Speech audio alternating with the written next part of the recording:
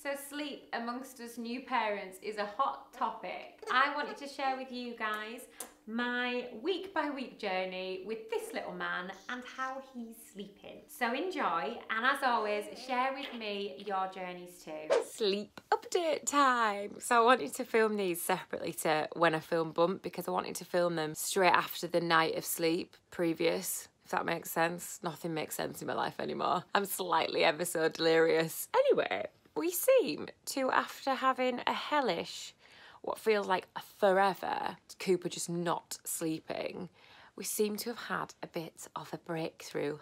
So one of my friends suggested we use the Hungry Baby formula rather than the regular formula. And why this thought never came into my head, I do not know, but sometimes I don't think you actually think rationally when you're a mother that is sleep deprived. I think you just power through and that's about it. You survive.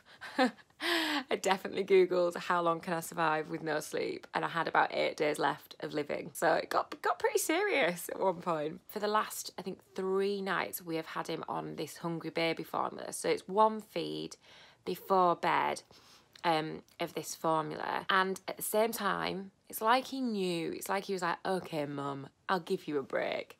At the same time, he decided he would take a dummy. Now, I think a lot of the reason he was waking up for food in the middle of the night, which was between 1 and 2 hours, that was all the sleep I was getting. So he'd wake every 1 hour or every 2 hours, and the only thing that would settle him was boob. I think a lot of that was comfort. It wasn't actually him wanting milk. I mean, he definitely had the milk, but I don't think if there was no milk coming out, it would have bothered him. I think he just wanted like a comfort, something to suck on. So yeah, so he started taking the dummy at the same time. So the last 3 nights, he's had this formula before bed, and then when he's been waking up, instead of me and crying, instead of me picking him up, trying to comfort him, putting him on the boob for food, I've just put this dummy in. And I know some people are a bit funny about dummies, but honestly, it's saved my life. Saved my sanity, at least. And my eye bags. They're still there. Yeah, so I've been putting that in. And it soothed him, and he sent him back off to sleep. It's given me another 2 hours, at least. So yeah, so he's been sleeping between 3 and 4 hour stints, waking up and definitely needing food. I'm like, oh, a dummy's not going to suit this anymore. So waking up, having food. So I've been having 3 hours, then feeding him, then about 4 hours, then feeding him, then another 4 hours.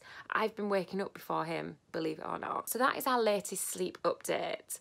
If this all changes, I mean, it could well go down the pan? Down the pan? Is that a saying? Down the drain? I can't remember. It could well go wrong. So I'll keep you in the loop as to how it's all going. So every time Coops spits his dummy out, he starts kicking off.